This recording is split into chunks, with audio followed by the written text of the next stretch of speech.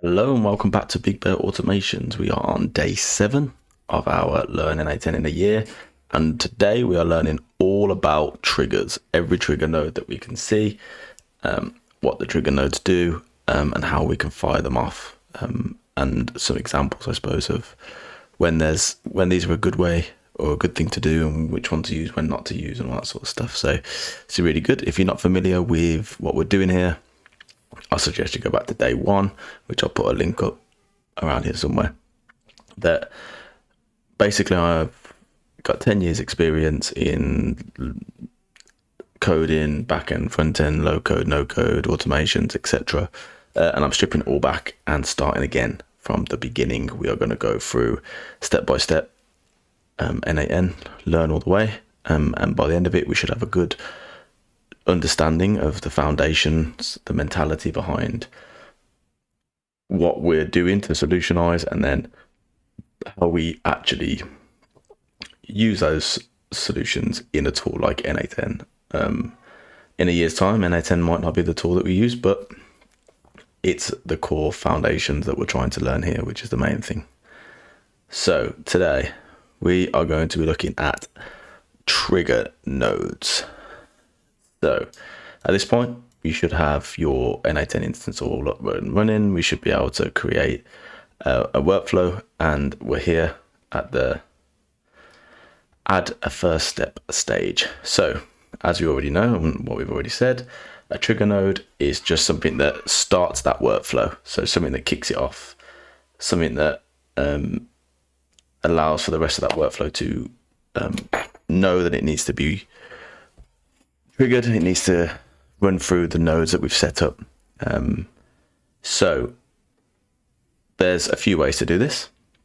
The first one we've already experimented with, and this is just for testing purposes really, and that's a manual click, test the workflow, and see your execution.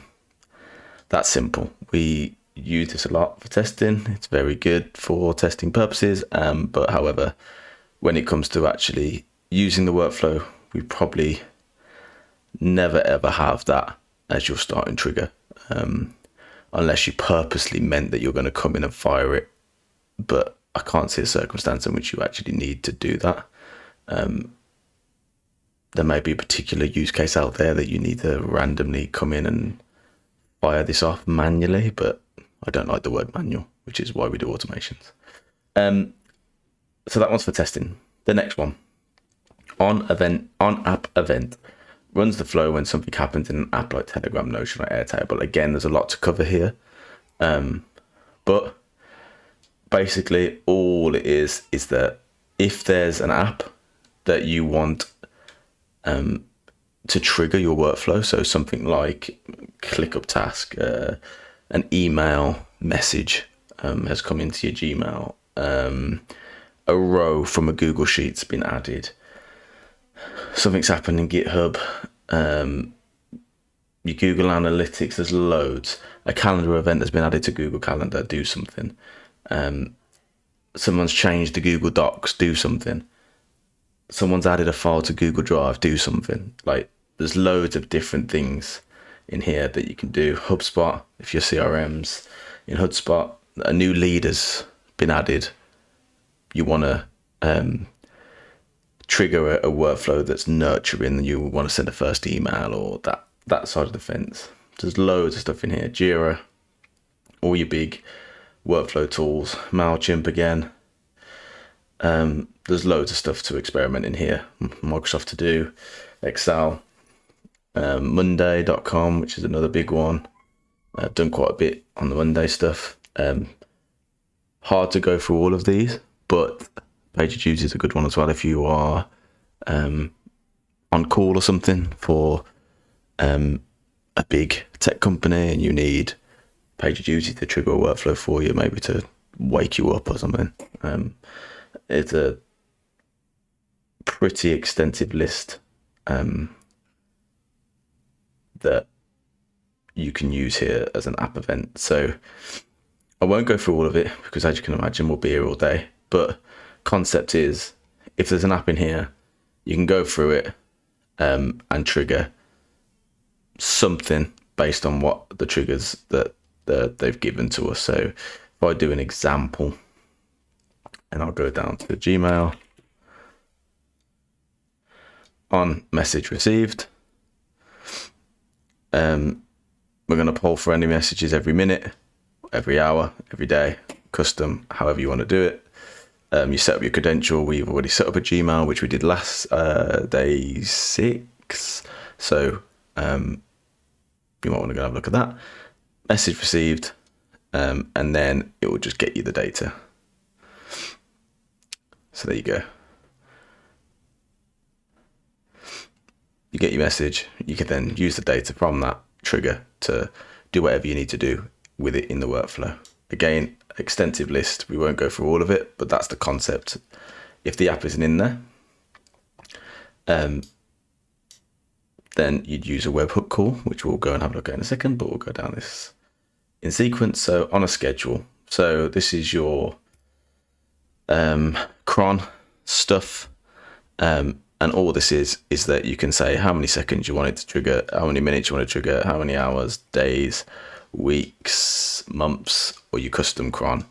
Now, you can do this, and if you're not familiar with cron, the easiest thing to do is just go to ChatGPT and say, I need this in cron, give it to me. And it will sort it out for you. But most of all, you'll be using these every day is the normal one. You can choose what time you want to trigger it at, how many minutes. But there's a few that I've done every week, and there's a few that I've done every month. So again, cron stuff, ChatGPT or any other AI that you wish. But the rest is quite explanatory. It will just trigger every second, every minute, every hour. The next one, big one, is your webhook call. Now this you'll use a lot. I use this all the time. Probably one of, if not my most used trigger. And all it does is just opens up a URL that you can hit to trigger the workflow. That's all it is. So it gives you 2 URLs to get the test or the production. You obviously want to test with this, but when you need to go to production, you want to transfer it over. And obviously you can click to call. So you can listen for it. So this is currently listening. If I hit it, the workflow has been started. We go back, it's been hit, and now it knows where it's come from and all the other header gumph that it needs, which again, you can use if you need it. All the information's in there if you need it. Any bodies, but this was a get call, so there'll be nothing in there. But yeah, you can add authentication, so your basic auth, your header auth, JWT, or none at all. We can go through authentication at another point when we go deeper into the webhook call, but for now we're just going to do none. And it just keeps it open. If you're using it for production, you probably want to have some sort of authentication around it, or if the authentication on the other side that you're calling the webhook on, then you're okay. I would always put some sort of authentication around it, or at least check a header or check something, that IP address, etc., that you know that it's coming from the right place. You can put a timer and a thing on it, so you can do it immediately, which is normally what you want to do because the webhook's been hit. You want to process straight away. When the last node finishes, so returns data of the last executed node, or using respond to webhook node, which is defined in that node. So immediate means it goes straight away back, which is probably not what you need. When last node finishes is probably the normal one, which is it goes through the workflow, returns the last node. But what you want to do is, if you do want a response from a GET request, which is normally you do, you want to insert the respond to a webhook node. And what that looks like is this.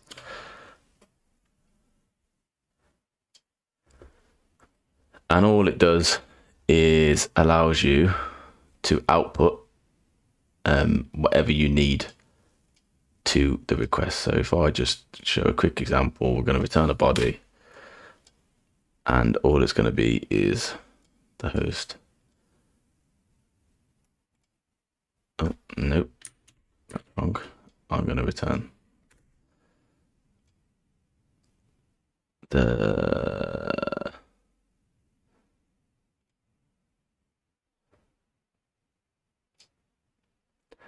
let's try that again. There you go. Now we're going to output the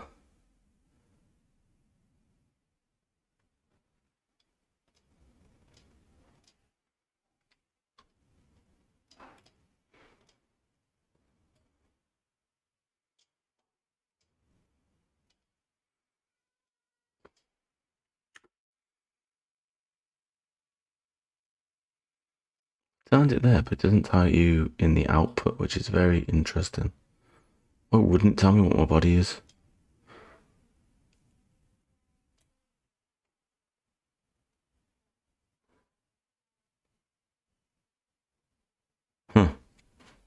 Now that's something I've just never noticed before, and I've just naturally gone here to see the output, but for some reason it's not showing in the output here.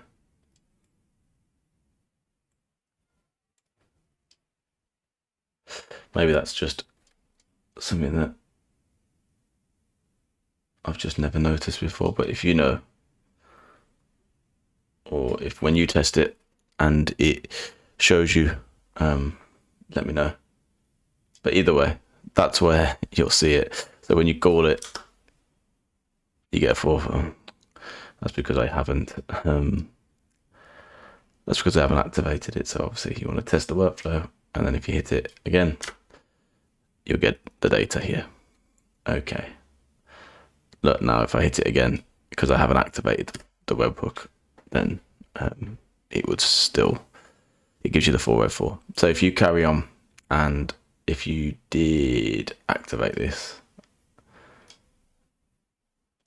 so it's actually active, and save it, yeah. And then you hit the production URL, which is this one, you'll get it. So the production URL works when it's active, and then the test URL works when you're actually listening for a test event, like so. If I hit that again, I'd get a 404. If I hit without the test, and actually make sure the URL is the correct URL,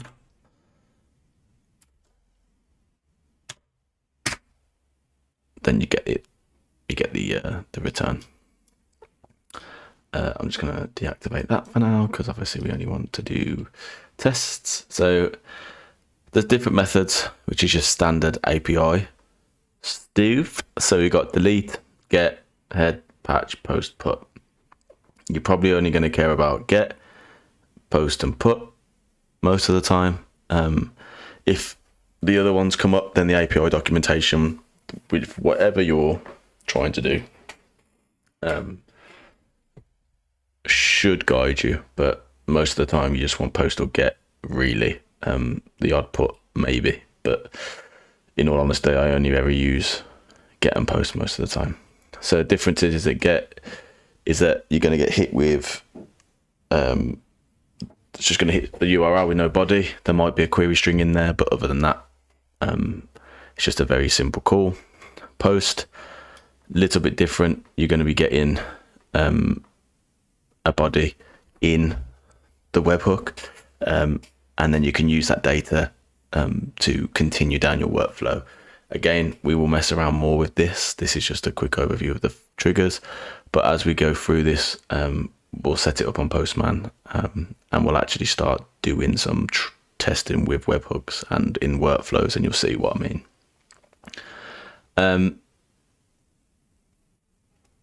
Okay. If you don't want to return anything, you can use these two. So this one will return when the last node finishes. This one will return immediately. So it just returns a response saying, well done, or you go, thank you. But then your workflow will continue to carry on. This one will wait till the workflow is completed. So if there's an error or something, you could handle it. And then this one will give it a response.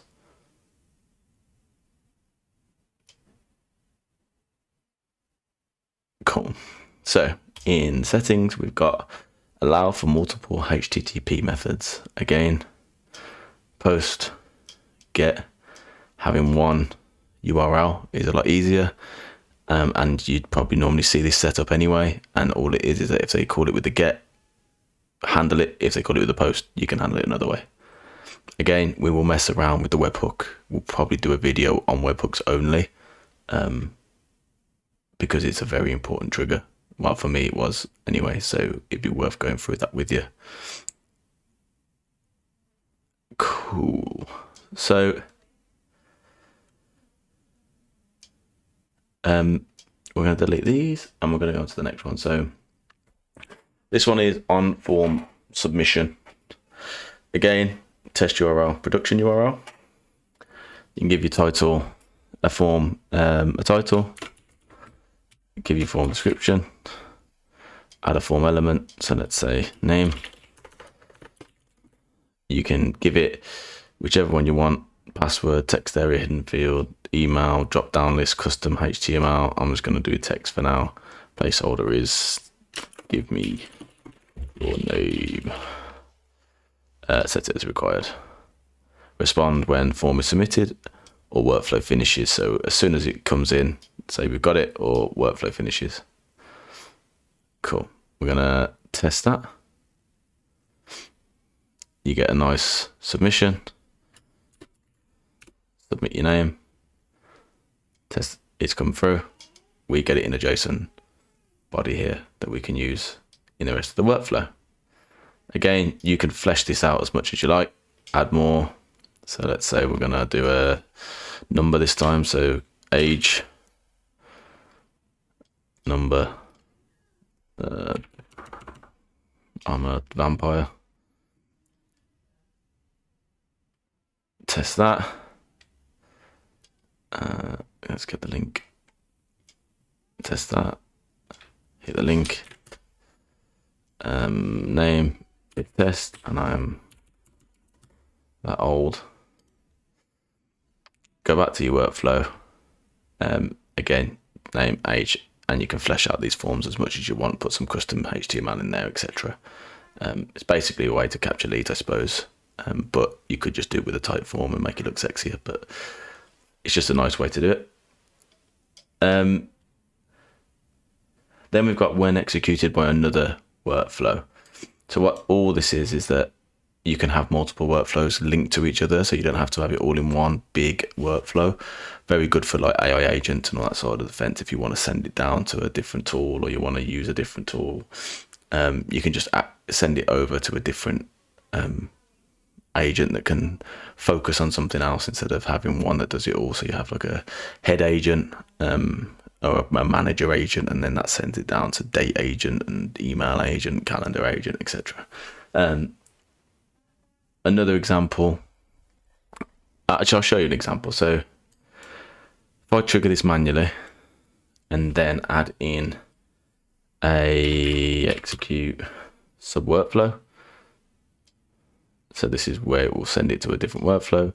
I've got my sub workflow, which is just another workflow that's been created. Run once with all items. Cool. So here's the sub. Here's my sub workflow here. I'm gonna test this. It shoots that, goes down to here, go to my executions, and this is what was sent to them, which was 326. Yeah, and then you can do whatever you want with it. Again, good if you wanted to send it to different workflows, or have different workflows to handle different scenarios instead of having crazy amount of nodes in one place. Keeps it clean, keeps it simple. totally up to you. So next on the list is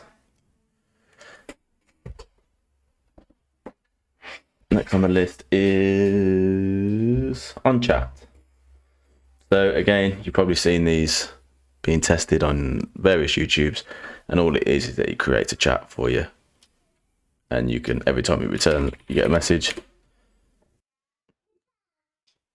Okay, found my chat. So I just refreshed it. Don't know what was going on then, but that's the joys.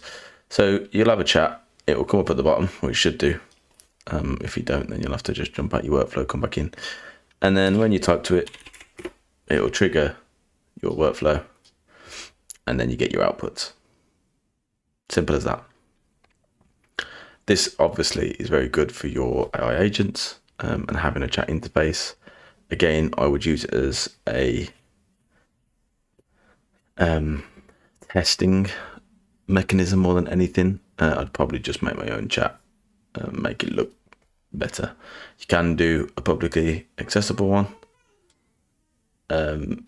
but again, I don't like it. It never really works for me. I just don't.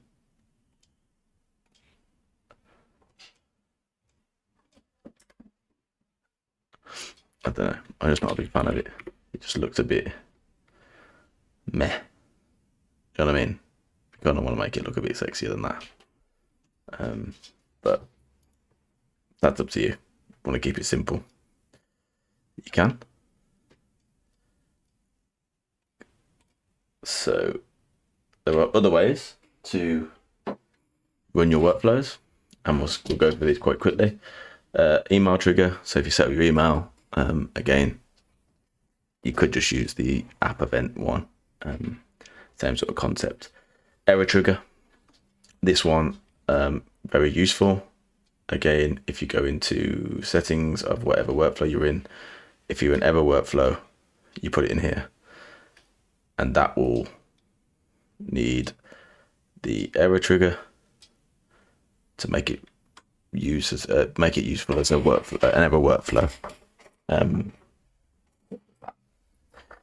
Local file. So again, on changing to a specific file, it will look for your local files locally, and then if it changes, then it will trigger this workflow.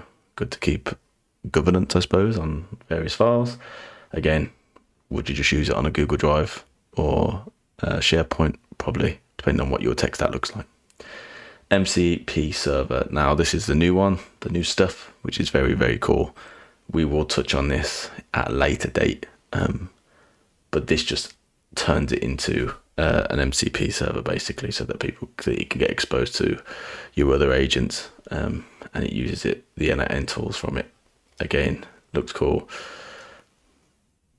Add your tools in, etc. But we will look at that further because this is the cool new functionality. n8n handles events and performs actions on your n8n instance. Again, on active workflow updated, on an instance started, on workflow activated, all within n8n. The SSE trigger triggers a workflow when server sent events occur. Again, I wouldn't personally use it, but I'm sure some people do. I just don't. I just have the other triggers to make my life easier, and they're more user friendly in my experience. But again, play around with it, see if it works for you, and if you like it. And that is everything on triggers for day 7. We will go into a few more of them in a bit more detail, especially the webhook one. We want to really break that down, and go through it and test it on Postman and use it and make sure we know what we're doing with it. But we'll do that at a later date. This was just to give you an overview of triggers, what they do, how you can do it, and how you can set off your workflows. I do this, so if you need any help, or you're a business that need an admin or someone to implement, please reach out on the email address and subscribe and like, please. It really helps me. Thank you.